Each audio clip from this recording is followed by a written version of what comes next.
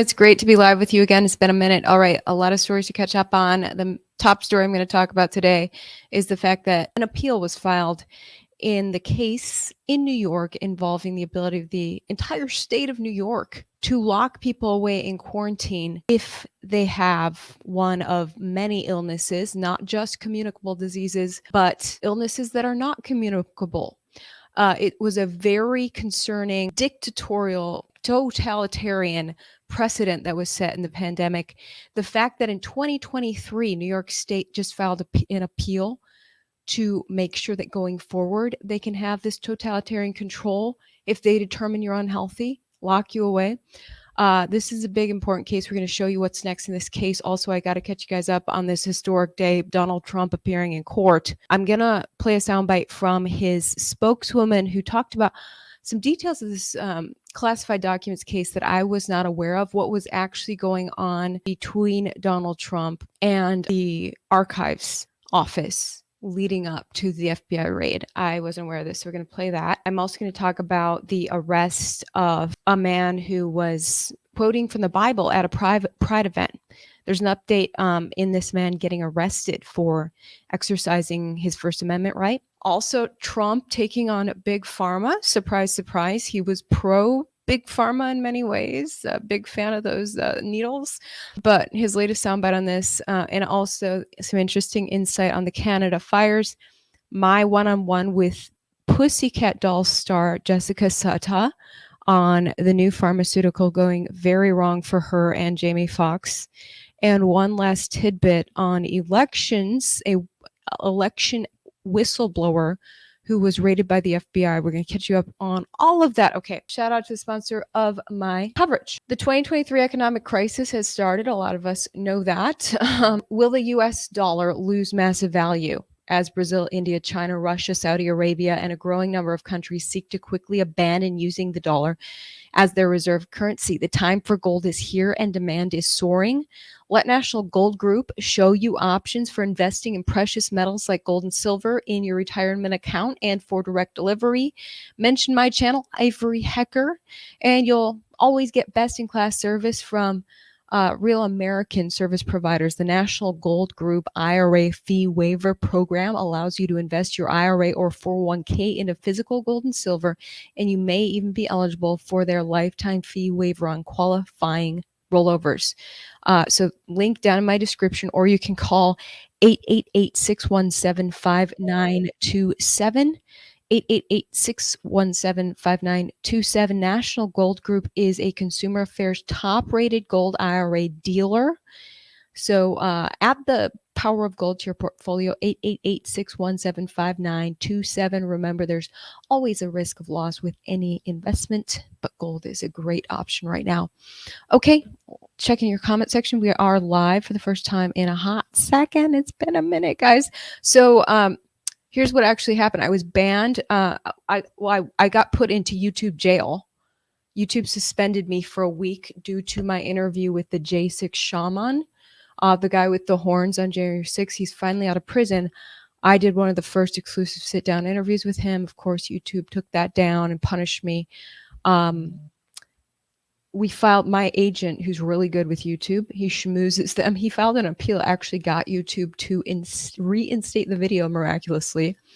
So my strike went away, thank God. But then I had to go to San Diego because I agreed to fill in Anchor, the Real American national news show on One America News. And so today I'm going to play some key clips from my coverage in San Diego, my appearance on OAN, and some of the key guests that I had on. They let me structure my show however I wanted, except unlike when I'm doing it myself, I actually had help. I had producers.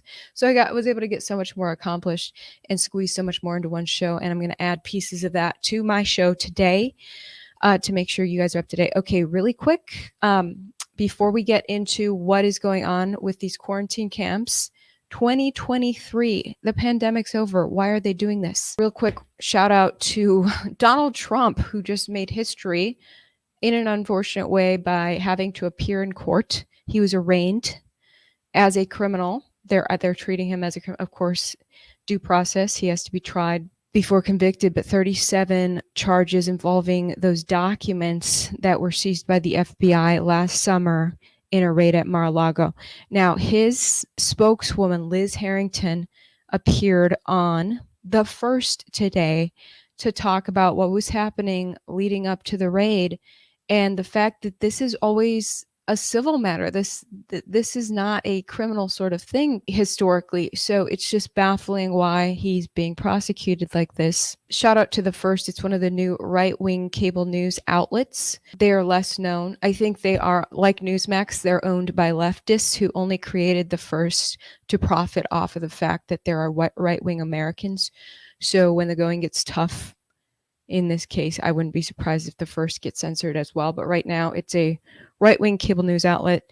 And here's what Trump spokesperson Liz Harrington said today. What I know is President Trump has every right, because he was the president, to possess presidential records. And he was in negotiations with the National Archives, which is very routine, which has the Presidential Records Act has no criminal ramifications. It's all civil. If there's a dispute with the archives, which clearly there was, but President Trump wasn't aware because he was negotiating with them. They secretly send a notice over to the Biden White House, who rubber stamps this sham investigation to get it underway, to interfere in the election, to get rid of their number one political opponent, because they know they can't win fair and square at the ballot box. So all of what you're hearing and seeing and what they've been illegally leaking, by the way, is fruit off a poisonous tree that, once again, President Trump will be vindicated, just like he has every time this corrupt Justice Department has gone after him the last 7 years. Well, if they get Trump for this, they got to get Biden for his classified documents as well, as right? Which, as soon as they went after Biden for classified documents, I suspected this was the plan to oust Biden, because I knew the Democrats know Biden is not a strong contender, okay? They need a stronger person to defeat Trump or whoever the Republican is, right? Biden is not popular. So I think that they might oust Biden over classified documents as well. But as far as Trump has a long history now of proving that when he is, when witch hunts are put against him, he actually grows in popularity. So some speculate that this arraignment, these new federal charges, are a strategy by the left to increase Trump's popularity in order to make sure that he defeats DeSantis in the primaries, because some speculate that DeSantis is a scarier contender against Democrats than Trump. Some feeling that while Trump has a cult following, he also has a cult hate group. There's so many Americans who hate Trump, and that DeSantis has less Americans who hate Trump and could therefore defeat a Democrat better. That is what some are speculating. Regardless, I think Trump is going to stay very popular throughout this latest, chase against him, which I do believe is a witch hunt. So with that being said, let's jump into the headline from today. Governor Hochul in New York. Check out this headline here. She has filed an appeal. She wants to make it possible for her executive branch in New York to lock people away in quarantine if they have one of a list of communicable diseases. Brownstone Institute reporting Governor Hochul files appeal in quarantine camp lawsuit late in the day on March of this year, just hours before the deadline. New York Attorney General Letitia James, she's the one who's been doing witch hunts against Trump in regards to his business. Well, New York's Attorney General, she filed an appeal to try to overturn our successful lawsuit that struck down Governor Hochul's unconstitutional isolation and quarantine procedures regulation. So this very tyrannical regulation was installed in New York, where apparently the legislature of New York handed over their lawmaking powers to the governor, and the governor passed an edict where it's just up to the governor and the governor's executive branch to say, I've determined that you're unhealthy. I'm going to lock you away. I've determined that an entire city is unhealthy. I'm going to lock them away. Under this new edict, they can do that. And so plaintiffs took this to court, and it was defeated in court. Now in 2023, this tyrannical edict to lock people up based on their health, they're trying to ram it through in New York again. Now, the thumbnail of this video, you see the construction of a massive 4,000 person quarantine camp. That is in China in 2021. China, out of nowhere, on an executive tyrannical whim, decided to construct this massive quarantine camp as they continued to lock their people away without due process. And that's the issue in New York, is that there's no due process, and that this edict wasn't passed by lawmakers.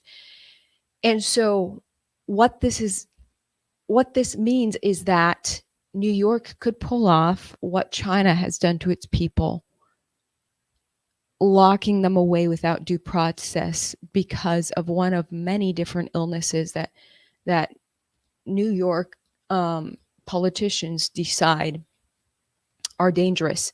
Now, I do want to show that PolitiFact, a fact checker put out by Poynter Institute, which I went to one of the elite journalism schools, Syracuse University, and Poynter Institute was highly regarded.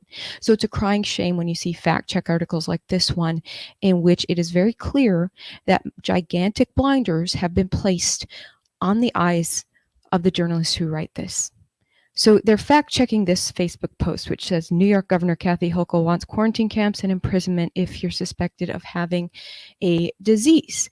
They rated this post as pants on fire, meaning it's absolutely ridiculous, completely false.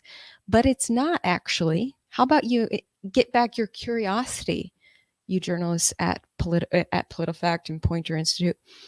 Within their own, even though they rate it pants on fire, I'm just wondering if the Poynter Institute journalists are being forced to rate it as false, because they hide the major truth within the article. It's like their boss is telling them to say this is false, but they're being good journalists and shoving the truth in the article anyway.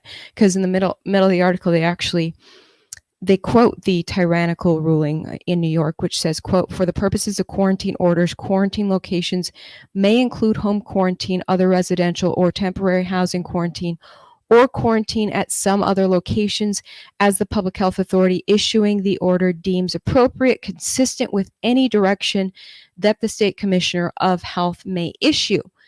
The article says, under the disputed rule, the setting of quarantine and isolation can include a temporary housing location chosen by a public health authority, though in most cases people would voluntarily isolate in their homes.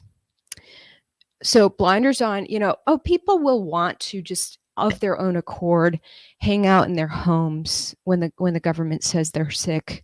The government would never make them be locked away in a tent like China does.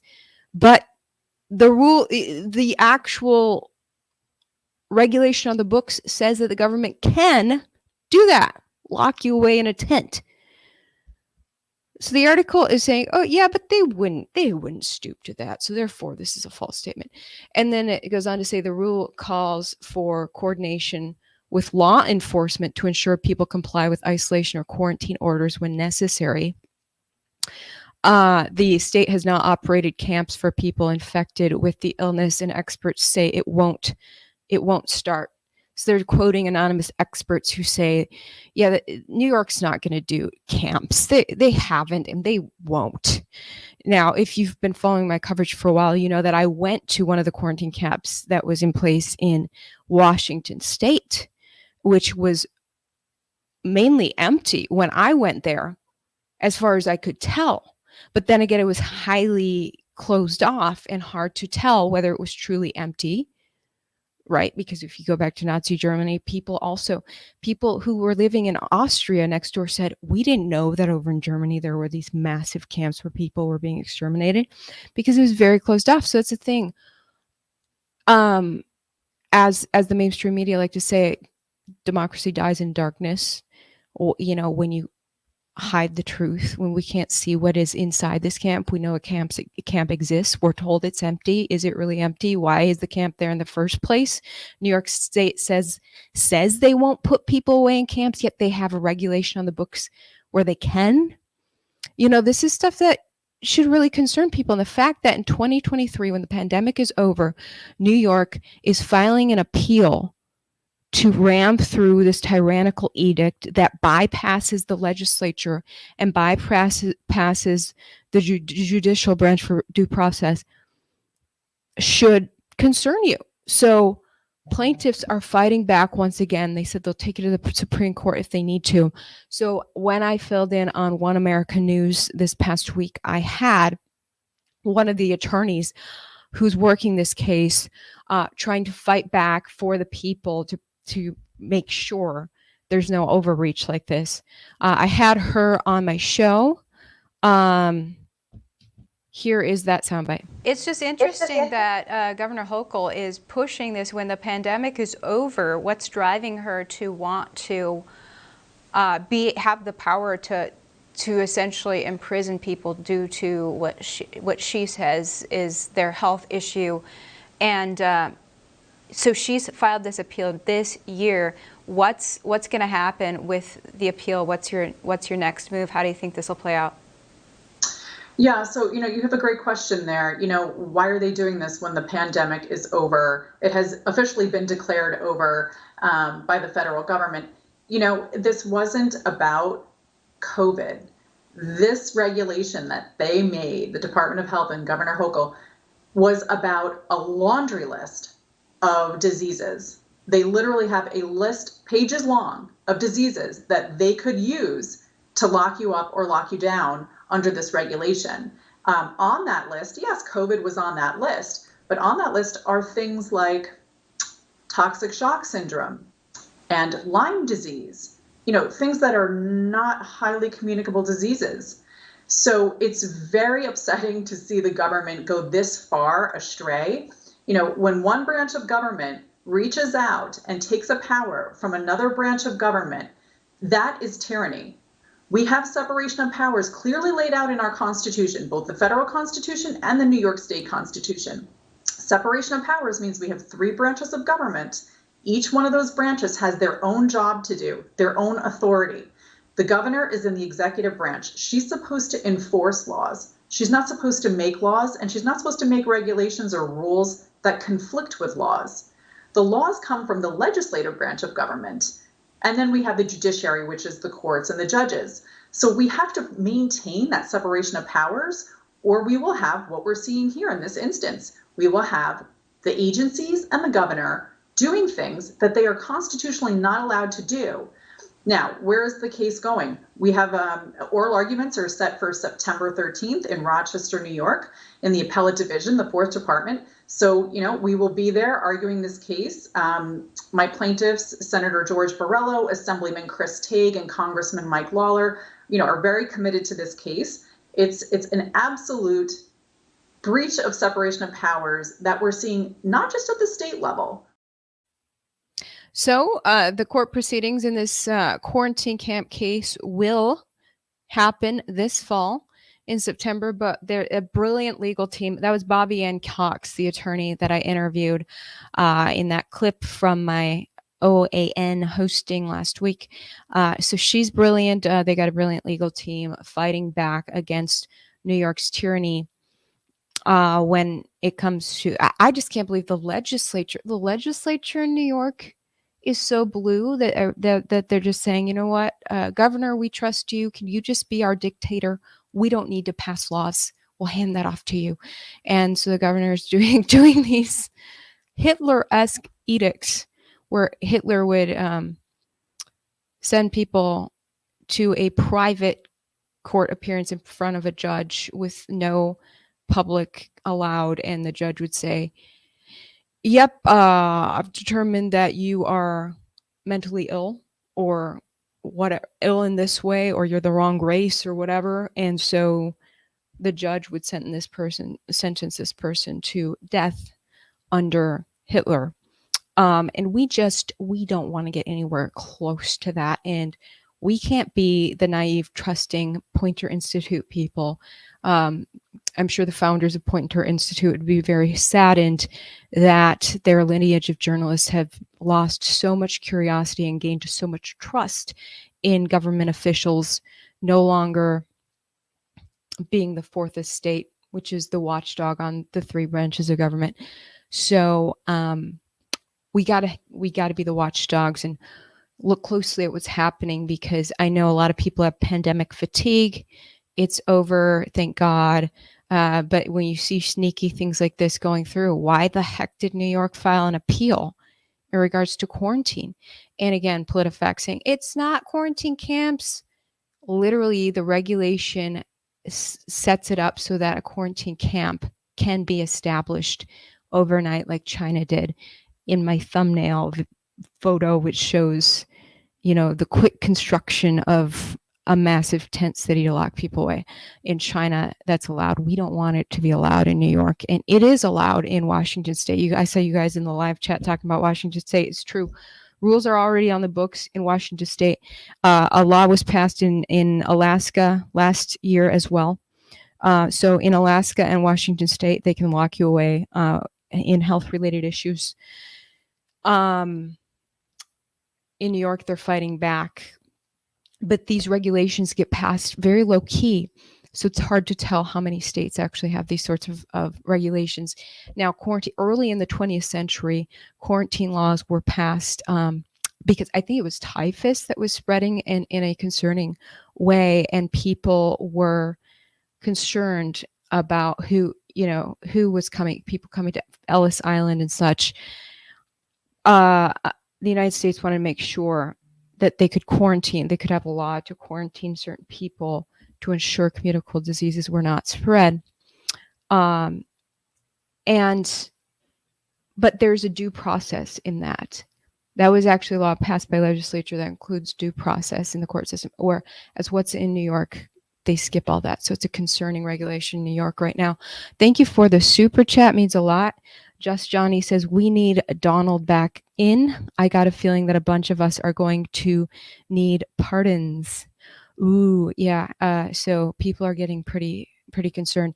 Now, I saw one of you guys asking that if Donald Trump, if he doesn't make it, if they take him down with this, if he's not able to win the primary due to this witch hunt and the federal charges, would I go for DeSantis? And I'm thinking, yes, you mentioned Dr. Shiva. I'm not familiar with a Dr. Shiva running for office, but there's so many people running for president right now. Are you talking about Ramaswamy, Vivek Ramaswamy? I met him. We actually spoke together at an event. He's a brilliant mind. What a speaker! Zero notes, just clear vision and brilliant mind. And he's for the people. I like Vivek Ramaswamy. But Governor DeSantis has done phenomenal. Vivek has not been. He hasn't been in government position, so he would be like Trump, trying to figure out how to deal with politicians on the fly. DeSantis has dealt with politicians. He's been a politician now for a while, so he's up and running on that and did phenomenal things for Florida during the pandemic. And I think it's interesting how he's being attacked by people on the right now, because Trump is telling people on the right to attack DeSantis, obviously, because DeSantis is a threat to Trump in the primary. But I get that Trump's going to badmouth DeSantis because Trump wants to be president. But DeSantis has a beautiful track record as well. So, if for some reason Trump didn't make it, I think DeSantis would be a phenomenal option. And this gossip about DeSantis being a rhino or like deep state or something, I don't see evidence of that. Maybe I'm missing something, but I think he's got a great track record. So think for yourself, you guys. Anyway, I wanted to jump into this story out of Reading, Pennsylvania, involving a Christian man who went out to a pride event and was arrested last week for quoting Bible verses at a Pride event. I find it highly unconstitutional what the Reading Police did. The update is the police have dropped the charges now because it was incredibly unconstitutional. I mean, they would have had a massive lawsuit on their hands. Take a look at what police did. Video of his arrest in the moments prior, so let's play that, and you tell me if he was yelling derogatory comments. Guys, let them have their, this is public property, with respect. Oh, I'm respecting it. Let them have their event. You know who's cheering for us? The people that are in hell. So you do you, and I'm going to do me. This is public property. You. God is not. That's it. Got this one, your brother. Getting this on film. So he says God is not, and the police officer just charges after him, arrests him. He's not being violent. He's not disrupting anything. He's on a public sidewalk doing, he has the peaceful right to peaceably assemble and petition the government for redress of grievances and to speak freely, as the First Amendment says. So what they did to him, I can see why Reading Police decided to drop the charges. I called Reading Police and was like, "Hey, can you guys explain what went down there?" They didn't get back to me as I was covering this story for OAN last week.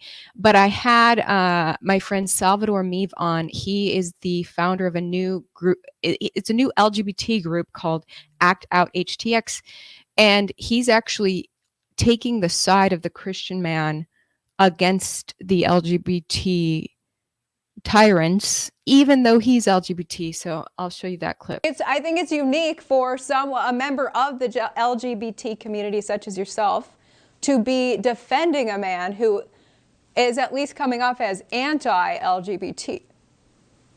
And you know what? I grew up in South Texas. My father's a minister, and he has that right to say what his conviction is. And guess what? It's what makes our world unique. It's what makes the United States unique. And the only thing that's going to change the opposition is my light and my love, not me shutting them down. So please, I encourage people to speak their mind, Ivory, because that's what makes the United States the best country in the world, period. Well, I totally agree. And yet, as far as I can see, it's a total violation of the First Amendment. He's peacefully speaking on a public sidewalk. So I'm pretty sure the Reading Police totally violated the First Amendment. I reached out to them, by the way, and did not hear back. Of course not. Anyway, Salvador Meave, he had a great mindset on this because while he's pro-LGBT and probably doesn't appreciate counter-protesters of his organization, he understands that if police can shut down the free speech of a counter-protester, then he's next. Which is totally true. The precedent is set that the police can then go after LGBT next or go after any group next if there's a precedent that if the police don't like you, we can shut you down.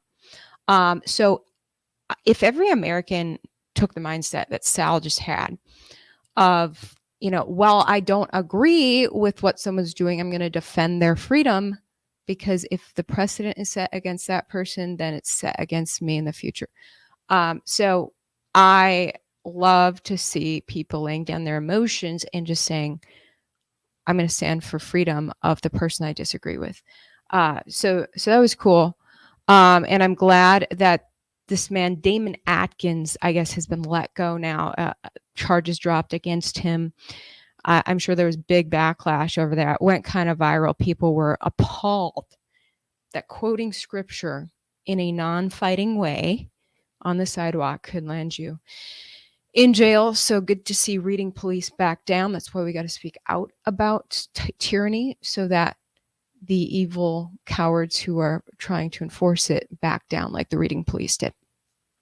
We're running out of time here because I'm trying to keep these podcasts a little shorter because some people like them shorter, but let me know if you like them shorter or longer. So there's a few other key things that I wasn't able to get to today that I'm going to do on the podcast tomorrow. Trump's history as being besties with Big Pharma and his new thing coming out against Big Pharma. We're going to go over that, as well as key insights on that Canada fire, as well as Pussycat Doll star Jessica Sutta talking about how pharmaceuticals came back to bite her and Jamie Foxx hard. And before we go, I just dropped an incredible, very important, uncensored conversation about election machines on my Unified TV channel, which is the new Netflix of truth seeking. Add Unified TV on your smart TV. Also download the Unified TV app, but you can see the link down in my description. 7-day free trial. You want to watch this interview with Tina Peters. She was the whistleblower for this machine company. She had backed up an entire election software system, then had the FBI come after her and raid her for backing up so that she could backing up election software so that she can audit an election like she's supposed to do as the county clerk. Why did the FBI raid her? The witch hunt against her is continuing. She's in the thick of it. She's got court proceedings coming up. This is a vicious, dirty, dirty story. She shows me, we look through the evidence, we look through the votes that she backed up. Fascinating piece that I put out. Link down my description, Unified TV. When you support them, you're supporting independent journalism. You're supporting me and all the people. I really appreciate your donations as we ditch the corporate media, go into independent. This interview is one of the most highly censored topics on the internet right now. But we've got free speech in this hour-long conversation about this chilling evidence in regards to 2020 and the elections that have happened since then. You want to see this. So with that being said, it's good to be back live on my independent podcast. Well, I had a blast doing OAN. I just love being independent. So thanks for tuning in with me. Please like, share, and subscribe and comment. It helps the algorithm. Tell your friends about my podcast. And it's great to be with you guys. Checking your comments before I go. You said you know why the Fed do that. USA is now Argentina with nukes at as Matt Bracken says. USA is going in a bad direction. You said, wow, it's illegal to audit an election. Yeah, this is just really, really concerning. Her case, and it is associated with Mike Lindell, my favorite pillow guy. Remember how the pillow guy got circled by FBI agents randomly when he was driving through a fast food restaurant last year? This case ties in with that too. So this lady I interviewed, they were looking for dirt on her on Mike Lindell's iPhone. That is why FBI surrounded him at a fast food restaurant and took his iPhone. It's because they wanted dirt on this election clerk who had backed up an entire voting system. Because we're not supposed to see how that system works. We're supposed to put our blinders on and trust our government talking heads. This is an eye-opening, red-pilling interview. Unified TV, link down in my description, just went live on there today. You're going to see a teaser from that interview on my social media in a hot second. Go look at my Instagram backup page, ivory.news. We're going to have a clip from it on there as well. With that being said, I will see you later. I'm going to go put that clip from the Tina Peters interview on Instagram right now and on all my other social media, which is linked down in my description. All right. Great being with you on this Tuesday. We'll see you guys tomorrow.